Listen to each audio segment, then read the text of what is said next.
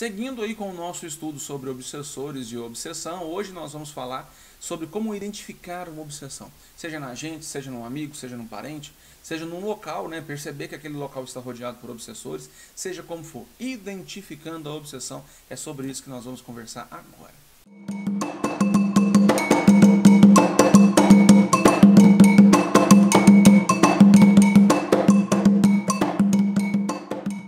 Seja bem-vindo, meu querido e minha querida, vocês estão bom, né? Eu sou José João Neto, sou dirigente do terreiro de Umbanda Casa de Fé, aqui na cidade de Divinópolis, Minas Gerais. Se você já conhece o nosso trabalho, muito obrigado aí por estar acompanhando, deixa o seu like aí se você está gostando, se inscreve no canal também. E compartilha esse conteúdo com aquele seu amigo que precisa saber do que a gente fala aqui. Tá? A gente está fazendo uma série, né, de vídeos sobre obsessores e obsessão. Esse é o quarto vídeo dessa série, né, e hoje nós vamos falar sobre identificando a obsessão, sobre identificação da obsessão, né, como que a gente pode identificar que eu estou sendo obsidiado, que o próximo está sendo obsidiado, ou então sobre um local, né, que está cheio de obsessores. Nós vamos falar sobre isso, como identificar se estamos sob ataque de obsessores ou não, né? E é um assunto bem legal, né, de falar, porque a gente lida com isso diariamente. Então é um assunto muito bom de falar, porque muitas pessoas ao nosso redor sofrem com a obsessão todo dia e não sabem que estão sendo obsidiadas. Então, se a gente pode identificar isso na pessoa e falar com ela, olha, você não está legal não, né? Como é, né? Vamos te dar uma orientação aqui, talvez você melhore. É bom, é vantajoso. A gente está aqui para isso, para ajudar o próximo. E lógico, assim como a gente falou, né, nos outros vídeos aí, os obsessores, eles estão aí para atacar, para sugar as energias, para muitas vezes derrubar a pessoa, né, energeticamente falando, dar aquele transtorno na pessoa, a pessoa muda a personalidade dela, né, a pessoa deixa de ser quem ela é, tudo isso em cima de um transtorno obsessivo. E a obsessão é uma coisa muito, mas muito perigosa, né, que é uma coisa natural para a gente que está no meio espiritualista. Mas é uma coisa muito perigosa, a gente tem que dar essa atenção sim à obsessão. Nós já falamos, né, sobre os obsessores, quem são, como que eles agem e tudo mais, né? Mas a gente tem que saber muito bem também identificar a obsessão. Por quê? Porque a obsessão, ela vem de uma coisa muito simples, ela vem assim, ela vem calada, silenciosa, né? Você quase não percebe a obsessão no começo. E aí o obsessor vai ficando mais íntimo daquela pessoa, ele vai ficando mais próximo, ele vai ficando mais constante, né, perto daquela pessoa, e vai acabando alterando, né, a personalidade dessa pessoa, vai acabando alterando a nossa percepção de vida, vai mudando ali realmente quem a gente é. Várias pessoas, depois que passam pelo processo obsessivo, quando ele termina, as pessoas falam assim, nossa, eu já não estava me identificando. Como que eu fiz isso? Como que eu deixei isso acontecer? Porque parece que eu não sabia, eu não sentia, já não era mais eu, né? E isso acontece realmente, tá? Então vamos entender o seguinte, que a obsessão, ela vem de uma forma silenciosa. O obsessor ataca de forma silenciosa, né? Ele ataca devagar, ele vai fazendo sem você perceber, né? E de repente, quando você assim menos percebe, você está sob um transtorno obsessivo grave, né? Vamos dizer assim, várias pessoas aí estão passando por depressão, várias pessoas que estão passando aí por dificuldades psicológicas, né? Fraquezas emocionais, são pessoas que estão com um processo obsessivo a longo prazo, né? Então, identificar isso é muito, muito, muito importante. Bom, nós vamos dividir o nosso estudo então em dois pontos. Obsessão a curto prazo, né? Vamos falar sobre a obsessão e os reflexos da obsessão a curto prazo, como que a gente vai identificar a obsessão a curto prazo e a obsessão a longo prazo. Como que a gente vai identificar a obsessão a longo prazo? Vamos entender que essa questão de prazo, curto prazo ou longo prazo, vai depender muito da pessoa, tá? Se é uma pessoa forte espiritualmente falando, se é uma pessoa que busca conexão com Deus, estuda, se é uma pessoa, se ele é médium ou não, se ele trabalha mediunicamente ou não, tudo aí vai depender, tá? É você que vai identificar se está a curto prazo ou a longo prazo, porque através das atitudes da pessoa, através de tudo que a gente está falando aqui. Eu vou falar e no final do vídeo você vai entender isso que eu estou querendo te dizer, beleza? A curto prazo, vamos lá. Obsessão a curto prazo, como é que a gente vai identificar essa obsessão a curto prazo? Tem reflexos que vêm imediatamente, mesmo com a obsessão sendo silenciosa, né, tranquilinha ali, o obsessor trabalhando sem deixar rastros, né, sem afetar muita pessoa, existem coisas que você vai identificar na hora, né, de curto prazo mesmo. E o que a gente pode falar? Ó, Insônia. A pessoa que vê vultos demais, sabe? Dentro de casa, no trabalho, dirigindo, vê vultos, toda hora fica vendo vulto. A pessoa que dorme uma ótima noite e acorda cansada. A pessoa que tem muito pesadelo. A pessoa que muda o humor muito repentinamente, né? Tá aqui de boa trabalhando, de repente, já tô irritado, já tô nervoso, né? A sede pelo álcool, tá? Aquela pessoa que já acabou de começar o dia, nossa, vai vontade de tomar uma cerveja, vontade de beber um whisky, né? Aquela coisa assim. O excesso também do fumo, a pessoa que, eu fumava, fumo um pouquinho, mas o aumento do fumo, tá? O vício do fumo tá aumentando, tá crescendo. A pessoa também ela começa a sentir presença, sabe? Ela fala assim, eu tô sozinha aqui, mas tem alguém perto, sabe? Tem essa questão de presença. Pessoa também que leva muito susto com facilidade, tá? Então assim, essa união desses fatores e muitos outros, tá? Não só esses, mas vários e vários outros, esses são os mais comuns, tá? A união desses fatores aí pode ser sim uma obsessão. Por exemplo, poxa, a pessoa está tendo mudança repentina de humor. Ela está dormindo e está acordando cansada, né? Ela está levando muito susto, está tendo muito pesadelo. Aí ela custa dormir à noite, né? Ela dorme à noite e acorda cansada, mas depois ela não dá conta de dormir, está com insônia. Se você juntar vários desses fatores, né, e mais alguns outros que vão ser de pessoa para pessoa, né, por exemplo, tem pessoas que são extremamente atentas, elas vão começar a ter falta de atenção. Né? Tem pessoas que se comunicam com facilidade, elas vão começar a ser mais fechadas. Né? Então tem vários fatores também que são de pessoa para pessoa, mas o que ataca geralmente a todo mundo são esses aí que eu falei. Tá? Então se você pega uma pessoa, por exemplo, que é alegre, ela está meio abafada, de repente ela está triste, ela está feliz, ela está feliz, ela está triste, mudança repentina de humor, né? Pesadelo, insônia, dormiu muito na noite, mas acordou cansado, tá vendo vulto, tá levando muito susto. Se você juntar tudo isso aí, pode ser sim sinal de obsessão a curto prazo. E sem falar que todo o processo de obsessão faz com que a pessoa se sinta mal, né? A pessoa vai começar a se sentir mal, sentir que as energias dela estão baixando, né? Ela vai sentir, por exemplo, nossa, eu estou sem ânimo, né? Estou com falta de ânimo para seguir em frente. Eu estou com falta de motivação para seguir no meu projeto.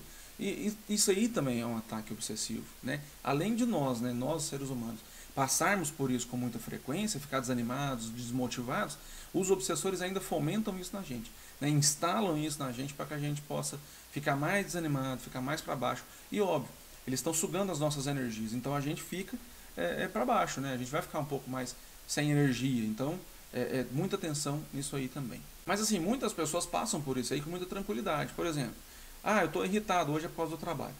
Eu tive um pesadelo, é coisa normal.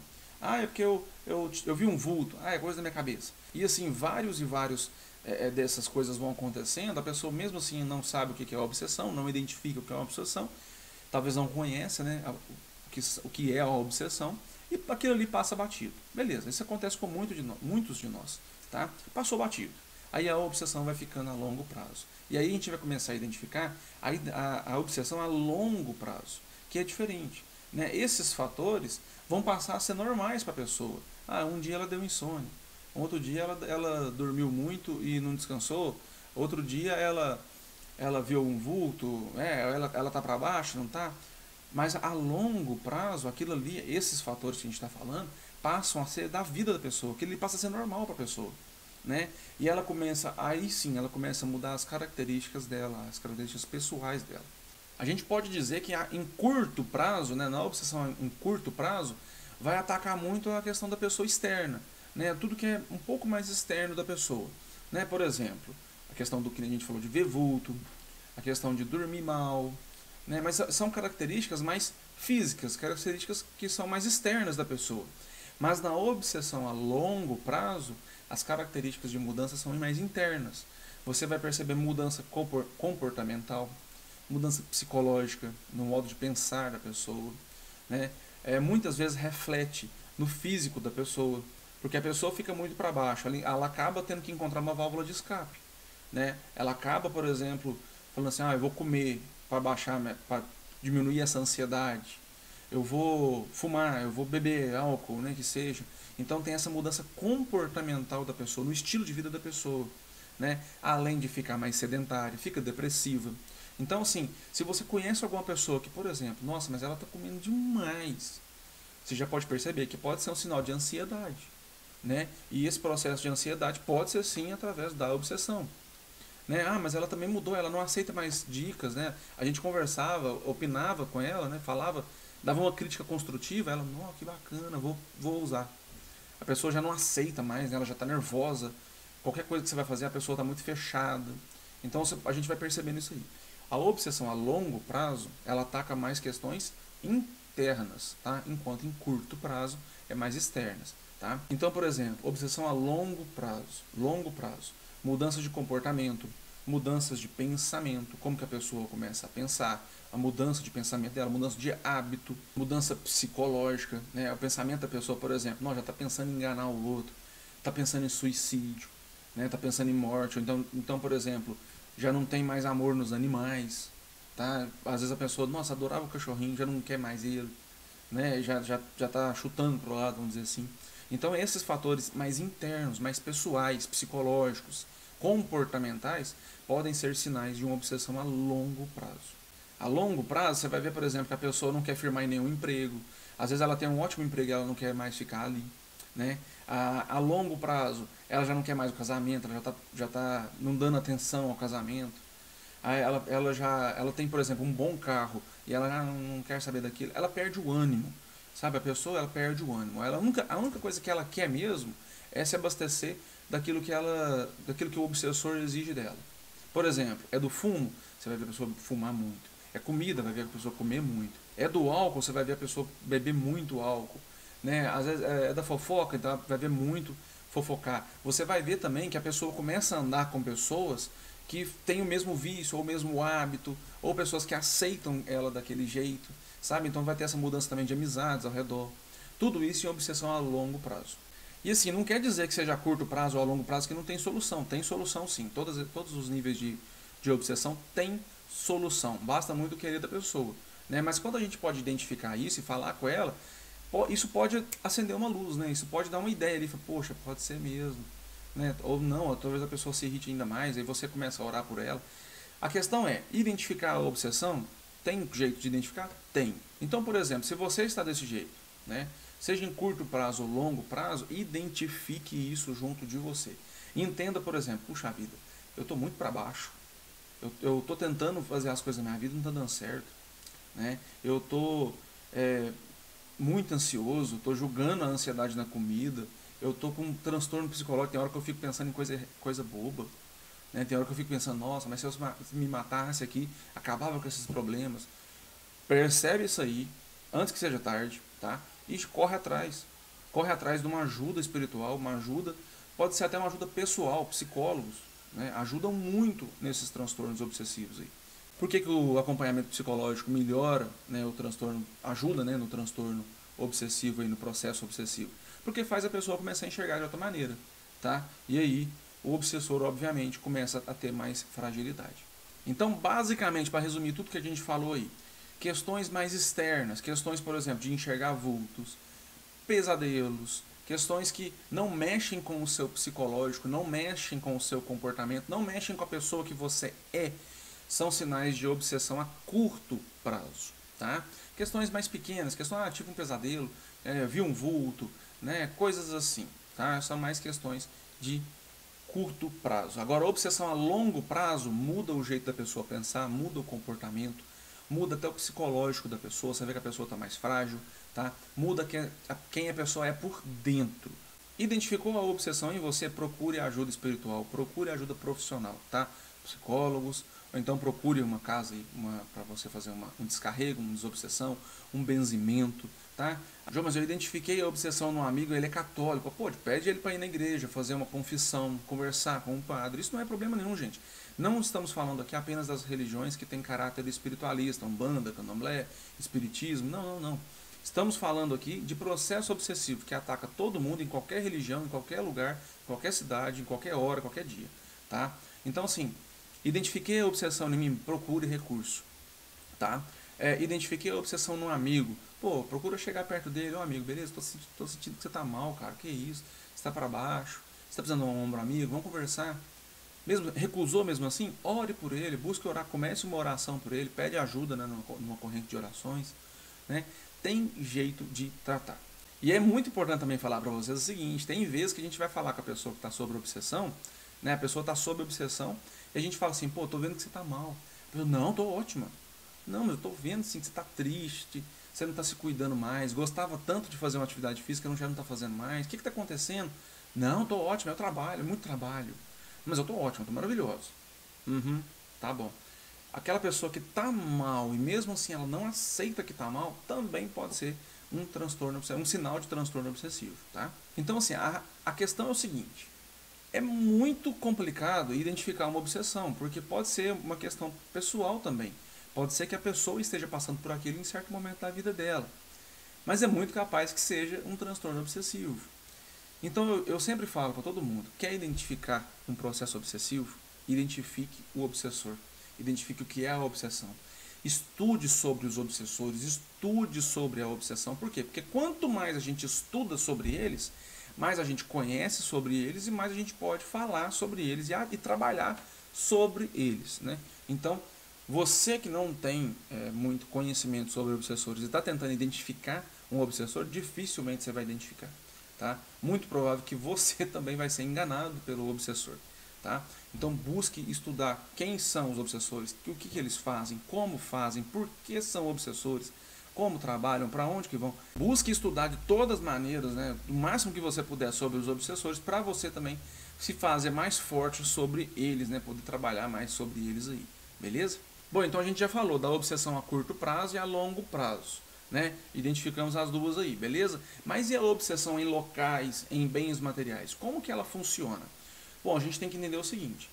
Essa obsessão, ela está muito ligada ao passado, né? Espíritos que já faleceram, que estão obsidiando aqueles locais ali, porque não querem deixar aquilo ali para trás, tá? Então, às vezes é uma casa, um terreno, um sítio, um carro, uma moto, né? Pode ser joias, pode ser o que for, tá? Bens materiais e locais também. Muito ligado à história daquele local ou daqueles bens materiais, tá bom? Vamos entender também que nesse caso não é a pessoa que está sendo obsidiada, mas sim o local. Mas se você, por exemplo, estiver dentro daquela casa ou estiver dentro daquele carro usando aquelas joias, o obsessor vai atacar a você, né? Porque ele não consegue sugar a energia da casa, mas ele consegue sugar a energia de quem está dentro da casa. Ele não consegue sugar a energia da joia, mas ele consegue sugar a energia de quem está usando a joia, tá? Então vamos entender bem isso aí. Vamos falar de locais e bens materiais. Da mesma maneira, eu vou usar como exemplo uma casa. E você aí traduz aí para a sua realidade. Tá bom? Por exemplo, uma casa. A casa está lá. Você chegou na casa, você sente uma energia pesada, um ar pesado. Né? Você vai sentir isso aí. Isso aí já é um sinal que a energia dali não é legal. Né? Estômago que embrulha. Vontade de vomitar. Zumbido no ouvido. Já também é sinal de obsessão. Tá? Se você sentir mau cheiro, cheiro de lixo, cheiro de enxofre, mesmo que o local esteja limpinho, é outro sinal.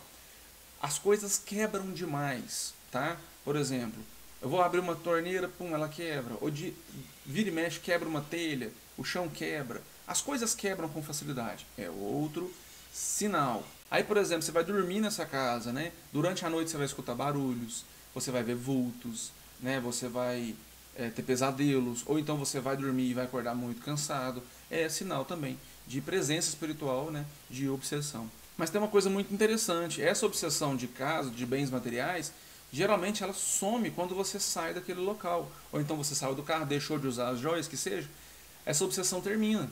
Né? É o que eu disse, a obsessão está presente no local. E o que você pode fazer? Você pode fazer várias e várias coisas para afastar os obsessores daquele local. Mas você tem que entender muito bem o que você está fazendo. Então procure ajuda. Tá? Tem recurso? Tem recurso, sim. Se você, por exemplo, tem um carro e você está pressentindo que ele pode estar com um obsessor ligado a ele, procure ajuda espiritual, procure um terreiro de umbanda, procure aí o espiritualista que você tem confiança para te ajudar nesse ponto, tá bom? Então se você está gostando aí do que a gente está falando, deixa o like aí, se inscreve no canal, dá essa força pra gente aí, beleza? Não deixe de estudar sobre os obsessores. Tem vídeo no canal aí falando sobre obsessor, tem mais vídeo depois desse falando sobre obsessor, é uma série de vídeos aí falando sobre obsessores, tá? Então não deixe de estudar. É tudo aí para levar um pouquinho de conhecimento para você. Eu sempre falo, não sou o dono da verdade, eu apenas compartilho aqui com você o que eu estudei e o que eu aprendi no terreiro de Umbanda. Beleza? Até a próxima. Tchau, tchau.